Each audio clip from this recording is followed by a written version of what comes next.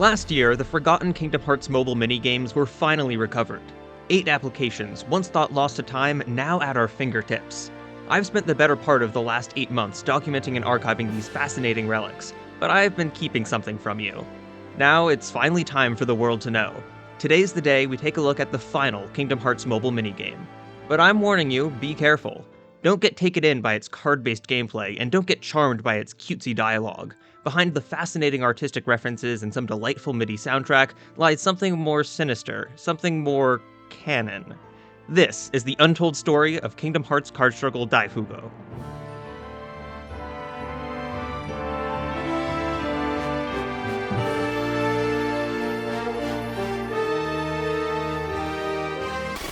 Because his true memories will connect beyond that. Before we can dive into today's minigame, we need to have a better understanding of the circumstances surrounding its creation. The saga starts in August 2008, when information about Kingdom Hearts Mobile was revealed to the public. The mobile service would serve as a hub for everything Kingdom Hearts on the go. For only a small monthly fee, you would have access to ringtones and wallpapers, the Avatar cosmetic system, and exclusive minigames. Of course, the true selling point was Kingdom Hearts Coded, a brand new installment only available as part of this subscription platform. That's an important part to remember. Kingdom Hearts Mobile was not itself a game, but rather a distribution service for games, activities, and other KH goodies. Much like the other Kingdom Hearts title scheduled for a 2008 release, Kingdom Hearts Mobile would experience some delays, eventually launching on December 15, 2008. At launch, it had 3 minigames available for download. The first season of service promised a new minigame every month, which would hopefully keep subscribers satisfied until the first episode of Coded dropped in June 2009. After the initial launch of Coded, a new episode was added every month until January 2010. This meant that the minigames took something of a backseat. Only 2 more games were added after the start of Coded's run, dropping 1 week before episodes 4 and 8. The final minigame and the final chapter of Coded released in January 2010, the last major additions to Kingdom Hearts Mobile. The only real updates after that point were new Avatar's cosmetics, but in early 2012, even the Avatar Kingdom began to recycle old content. On April 30th, 2013, Kingdom Hearts Mobile was discontinued, and its minigames faded into obscurity, never again to be. When Sora visits Traverse Town, Leon tells him, "If you are truly the one chosen by the Keyblade, you must demonstrate a strength that doesn't rely solely on the power of the Keyblade." And he sets out to prove it in a card battle. While the origins of the broader Kingdom Hearts mobile service are important to understanding Kingdom Hearts card struggle Daifugō, we must also turn our eye to its minigame brethren. Plus, given that this is the last minigame I have to cover, I thought it would be fitting to look back on the titles that brought us here and bring to speed anyone who hasn't been keeping up with the series. KH Daifugō was one of 3 launch titles for Kingdom Hearts Mobile. It was accompanied by Kingdom Hearts Gummy Ship Studio, a block-based puzzle game with an impressive degree of detail in its artistic choices. The third launch title was Kingdom Hearts Balloon Glider, a remake of the Balloon Glider minigame from Chain of Memories, featuring an incredibly fun challenge level and a top 10 Kingdom Hearts character, Gerald. The first post-launch minigame was Kingdom Hearts Card Struggle Spider Solitaire. As the subtitle suggests, it is a follow-up to Kingdom Hearts Card Struggle Daifugō, though far less impressive. It was quickly outclassed by the next minigame, Kingdom Hearts Pair Card Battle, an addicting puzzle game loosely based on a variant of Mahjong. Pair Card Battle has a lot of content, including a bizarrely faithful recreation of KH2's Drive Form system. Up next was Magical Canvas, a simple and cozy Picross game with Kingdom Hearts-themed pictures. It was followed by Kingdom Hearts Rhythm Parade, a short but sweet rhythm game that seems to have indirectly inspired the Theatrhythm series. And finally, we got Kingdom Hearts Reversi, another adaptation of a real-world game, whose only notable feature is infrared multiplayer communication. As we explore Kingdom Hearts card struggle Daifugō, you will see how this game influenced the mini-games that followed. That's one of the reasons I saved this game for last. Its formula is the foundation for the mini-games to come. But the other reason is that once we've reached the deepest depths of KH Daifugō, every minigame after it will feel like something of a missed opportunity. And really, how can you compete with KH Daifugō when its very existence is a hit? Sora arrives at Olympus Coliseum. Hades, unable to beat Hercules through strength, resorts to a battle of wits. Sora decides to join the card battle to help Hercules. Alright, it's finally time to crack open KH Daifugō. The main menu gives us 2 options for how we want to play. Free mode, a quick match that would factor into the online ranking system, and challenge mode, a larger set of structured levels and the main source of content.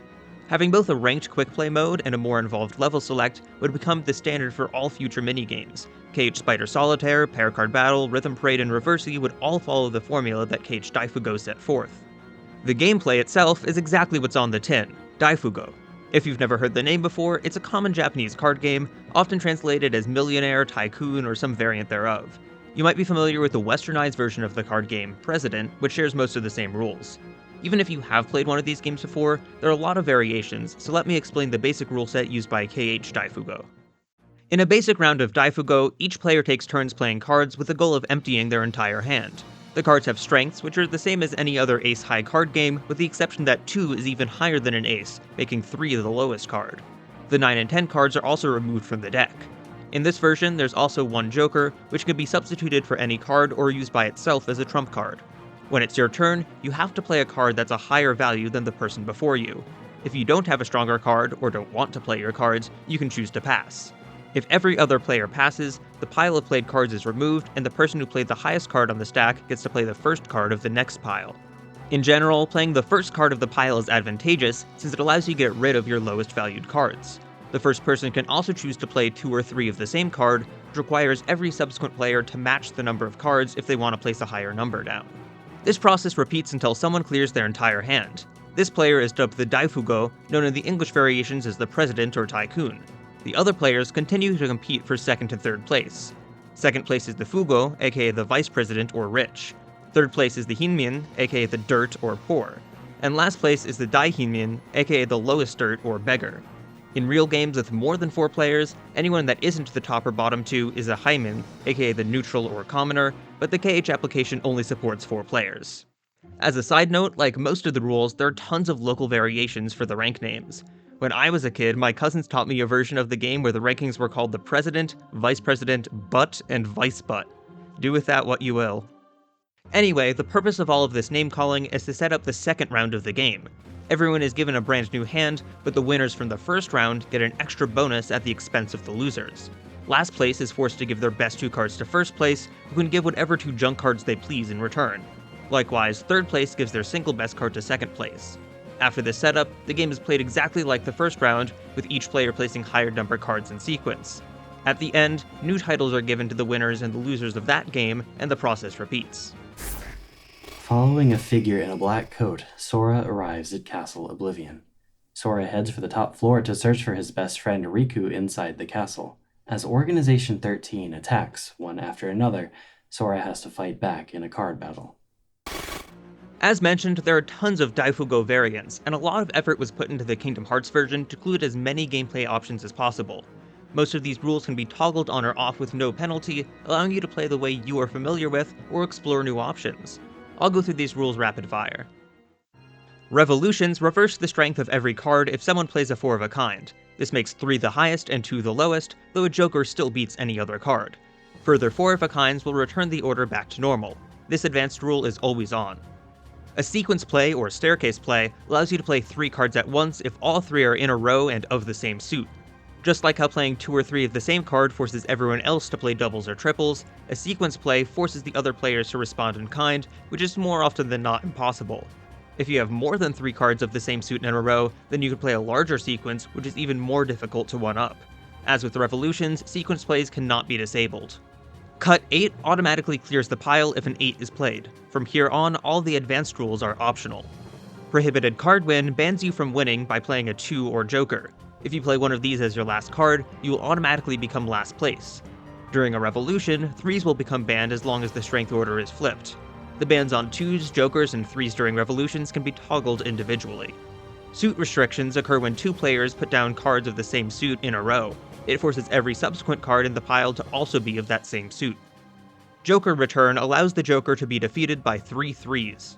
The last optional rule, falling from the capital, places additional pressure on the current Daifugō. If any player empties their hand before the winner from last round, that previous winner will instantly and unconditionally be given last place.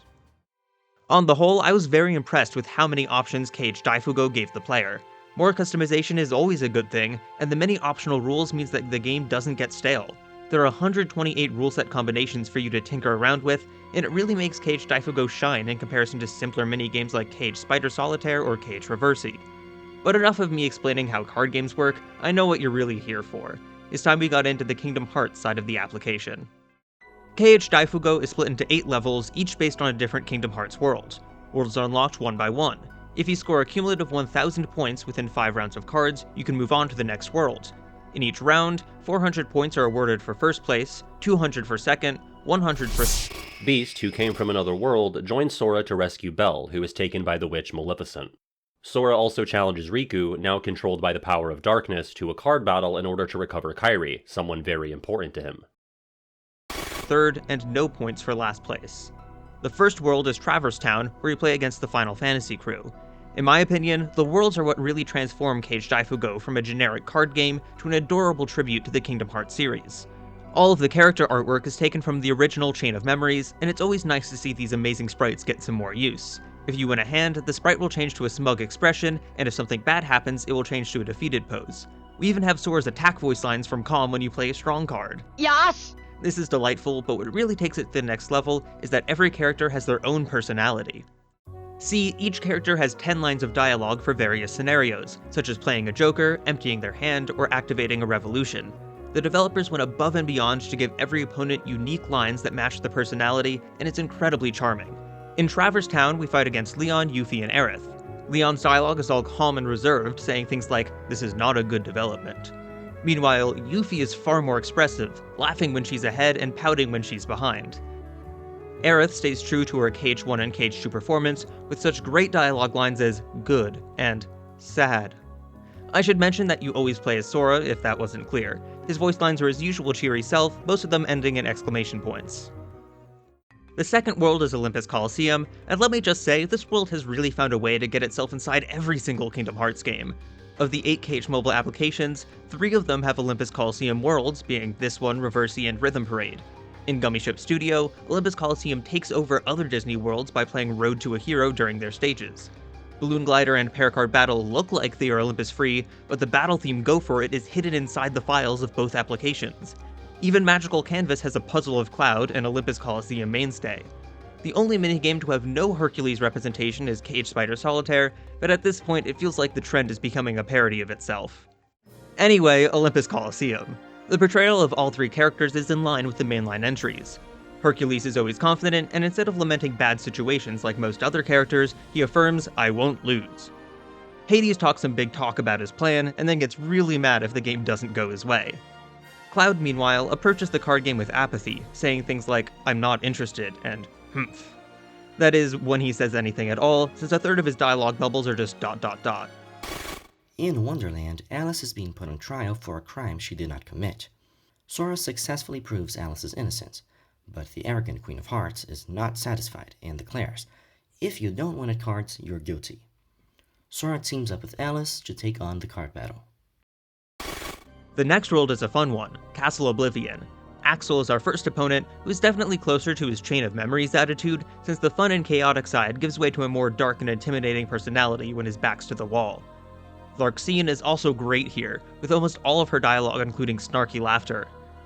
Vexen, meanwhile, speaks almost exclusively in hms and grunts, which is real vice butt behavior if you ask me. Hollow Bastion is next, and our opponents are the Beast, Riku, and Maleficent. Riku is currently in his Darkness onesie, but his dialogue is just kinda generic. Maleficent is obsessed with power, which, yeah, that checks out. And the Beast actually calls out to Belle in a couple of his lines, which is cute. I would have actually expected Belle to be in the game over possessed Riku, but given that there's no Destiny Island stage, I guess they wanted to put Riku in here somewhere. Wonderland is the 5th world and has some of the more distinct characterizations. When Alice plays a good move, she expresses curiosity instead of gloating. The Queen of Hearts shows no such reservations, taunting the other players and declaring them all guilty when things don't go her way. The White Rabbit is a curious case. He always shouts his lines twice in a row, which as far as I can tell isn't a consistent character trait outside of his iconic I'm late scene. World 6 is a bit of a twist. We're back to Castle Oblivion again. Our opponents this time are Naminé, Diz, and Marluxia, which sounds like one of the most awkward card games of all time. Naminé seems to be taking a page out of Cloud's book, with a third of her voice lines being empty dots. The rest of her dialogue is equally timid. As for Diz, Sora finally reaches the top floor of Castle Oblivion and faces off against Marluxia, the castle's master. However, thanks to Naminé's quick thinking and manipulating memories, the battle is decided to be played with cards, and a mysterious figure named Diz also bursts in. most of his dialogue is just and I see, which is in line with his purposely mysterious demeanor in Chain of Memories. Meanwhile, Marluxia has my favorite line in the game. When he is forced to give 2 cards to first place, he says, "Even the cards betray me." Plus, out of everyone here, it makes the most sense for him to be talking about cards, given the chain of memories of it all. After the top floor of Castle Oblivion, where can we possibly go next? Agrabah, apparently. All of the characters act exactly how you'd expect. Aladdin is pretty generic, outside of referring to his good cards as treasure. Genie is over-the-top expressive at every turn of the game, and Jafar acts smart and does some evil villain laughs. The final world in the game is another repeat, Traverse Town. Our second visit pits us against Mickey, Donald, and Goofy, which is a pleasant surprise. All 3 of our Disney companions have upbeat dialogue, as expected. The stage does have some synergy with fellow launch title Gummy Ship Studio, where Disney Castle was the final challenge. As with every other Kingdom Hearts mobile minigame, KH Daifugō features delightful MIDI arrangements of Yoko Shimomura's music. If any of the samples I'm about to play pique your interest, I recorded and uploaded the full soundtrack back in January, which I've linked in the description.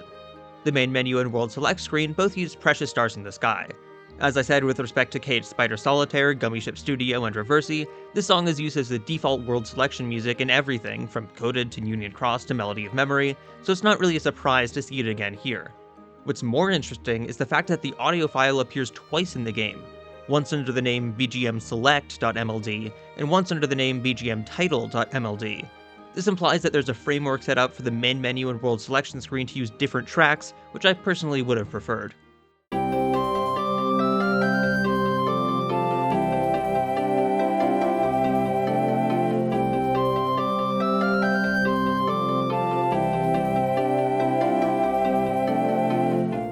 Every world uses one of its world themes as the background music, which is to be expected, but the game is frustratingly inconsistent when it comes to picking the field or battle theme. The first world, Traverse Town A, uses the field theme Traverse Town, which is a fine start.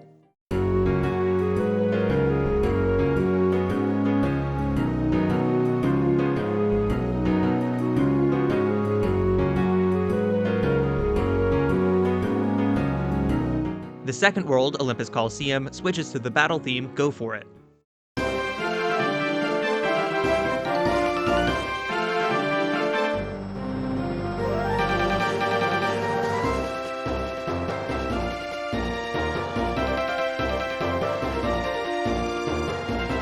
After that is Castle Oblivion A, which really throws things for a loop with the 13th struggle. Like the other KH mobile minigames, this is the KH2 arrangement with the additional statement of another side.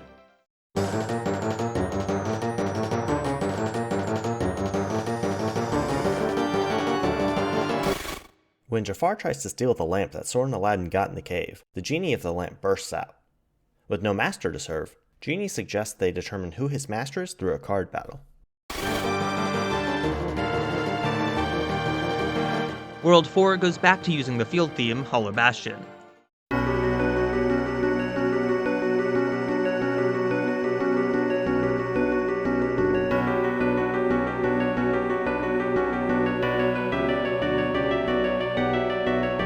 It looks like there might be a pattern forming, but Wonderland dashes all hopes of consistency by again using the field theme, Welcome to Wonderland.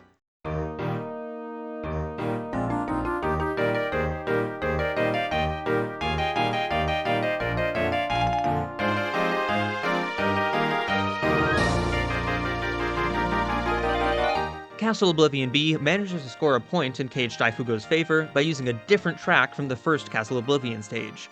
The track in question is Forgotten Challenge, which is always nice to hear given how infrequently the original Castle Oblivion themes are used.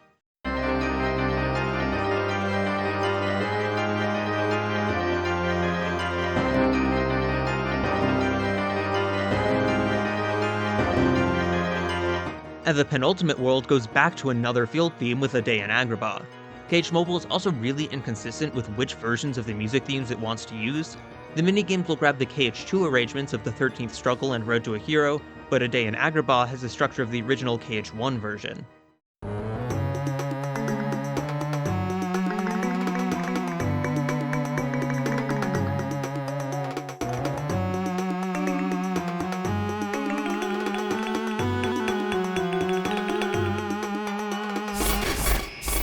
Sora and his friends return to Traverse Town to reflect on their journey so far, and the king suddenly appears before them. Wanting to see how much they've grown, he challenges them to a card battle.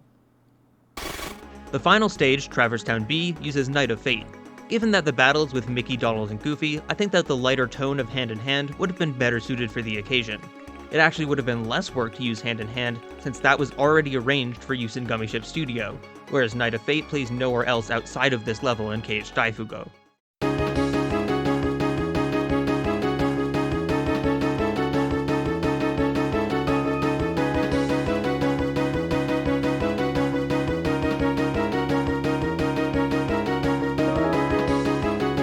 There's one more song we haven't covered yet, Dearly Beloved. Caged Daifugō is the only minigame to use this track, but it's not the first appearance of this specific arrangement. The pre-installed demo episode of Kingdom Hearts Coded, released over a month before Caged Mobile, used the same recording. It's just a copy of the original Kingdom Hearts arrangement adjusted for the mobile hardware, but I'll never say no to Dearly Beloved.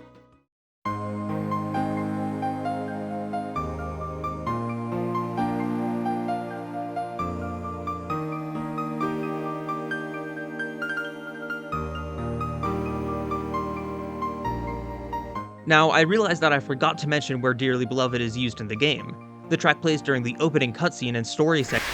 The battle is decided to be We're played truly with the one cards. As chosen. organization Genie of the Lamp taps Suddenly and appears cards before with them. Because his duty. true memories will connect beyond that. This is the secret of Kingdom Hearts Card Struggle Daifugō. Everything you have just heard is 100% canon. Every card battle, every ridiculous interaction, all of it is bona fide certified Kingdom Hearts lore. How? The opening cutscene of the game will explain all. Sora and his friends' first journey, their journey to reclaim their lost world and best friends, has come to an end. However, when searching for Riku and the King, who disappeared into the realm of darkness, Sora, Donald, and Goofy find themselves lost in a mysterious castle. Although they defeat new enemies inside the castle, Sora ends up losing his memories. However, thanks to a girl named Naminé who can manipulate memories, Sora and his friends enter a sleep that will restore their memories. Naminé speaks to Sora as he sleeps. To restore memories, I try to piece together Sora's fragmented memories over and over again in various patterns. So the fragmented keywords from the past will be reborn in Sora in a different form. Some of them may even become things that Sora will have to fight. Even if the form is different, Sora must win again and follow the path he has taken so far, because his true memories will connect beyond that. That's right. The links in the chain of Sora's memories are being pieced together by Naminé over the course of a year, causing Sora to relive his prior experiences in new forms.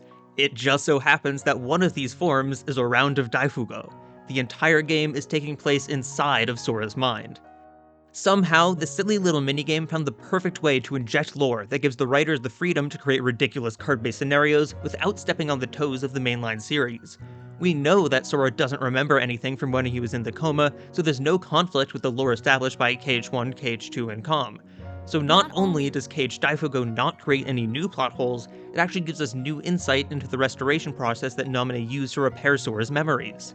And think about it, Sora just went through all of Chain of Memories, where every interaction was determined by cards. The journey through his memories that Caged Daifugō presents isn't all too different from his trek through Castle Oblivion. Everyone was even using their Chain of Memories sprites. It's totally believable that Sora's scrambled memories would reform into a bunch of nonsense card battles with familiar faces. Now, I know what you're thinking. Just because this minigame contextualizes its plot within the greater Kingdom Hearts lore, it doesn't mean that it's canon. Surely, this cheap mobile spin-off has no claim at being part of the actual Kingdom Hearts series. But that's where you're wrong, my friend. Recall that Caged Daifugō was an application distributed through Kingdom Hearts Mobile. Think back to what I said earlier. Kingdom Hearts Mobile was not itself a game, but rather a distribution service for games, activities, and other Caged goodies. And this distribution service was in the business of distributing canon lore. I'm referring, of course, to Kingdom Hearts Coded. Whether you want to accept it or not, Coded is undeniably canon. What's more, Coded was never viewed as a standalone title, but as one of many applications available through Kingdom Hearts Mobile. You don't need to take my word for it, just ask Tetsuya Nomura. In a 2008 Dengeki interview, Nomura had the following exchange. Interviewer: can we think of Caged Coded as one of the contents of Caged Mobile? Nomura: yes. First you will connect to Caged Mobile, and then select Caged Coded to play. So, Kingdom Hearts Coded is just one of the contents of Kingdom Hearts Mobile. If that game's story is considered canon, is it really that much of a leap to say that the other contents of KH Mobile are also canon? 2 games, both officially distributed by Square Enix on the same platform. Until Nomura explicitly says otherwise, I have no reason to believe that the original story of Kingdom Hearts Daifugō is separate from the rest of the Kingdom Hearts canon. And at the end of the day, it's just more fun to believe. Now, there's one more piece of lore hidden in this lost minigame. So far, the opening cutscene has established that Sora is reliving his fragmented memories within his mind, and the introductory text for each world is given a cute little episode of Sora's mental escapades. But we have yet to cover the conclusion of Sora's internal journey, the final secret that Naminé has been holding. Although one pattern in Sora's restoration of memories may have taken a different form, he was able to reach the same goal without straying from the path of his journey so far. Until the story of a new journey begins, Sora's journey will continue to repeat like this in his memories. In the pod, is Sora embarking on another journey through his memories, or is he having fun dreams with his best friends? Sora appears to be smiling.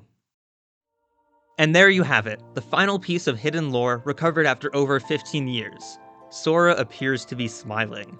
And what could possibly be a more fitting conclusion? While the events of this game are transpiring, there are tragedies occurring all across the Kingdom Hearts universe. Roxas, only just born, is being manipulated by the organization. Xion is coming to terms with the fragile truth about her existence. Naminé is working tirelessly to restore Sora's memories from the damage she herself did under the watch of an extremely prejudiced caretaker. And Riku is fighting back the darkness within him, doing everything he can to keep his friend safe. And all the while, Sora is reliving his memories within the pod, and he's smiling. Even in the most desperate times, there's always a spark of hope, just waiting to be let out. With that, we can close the chapter on Kingdom Hearts card struggle Daifugō. At long last, its secrets have been laid bare. Perhaps it was fitting that a story taking place entirely within Sora's memories was forgotten about for over a decade, but I'm glad that I got the opportunity to share this fascinating oddity with the community. Oh, and you might want to stick around after the credits, I have one final surprise in store. Thank you for watching, everyone.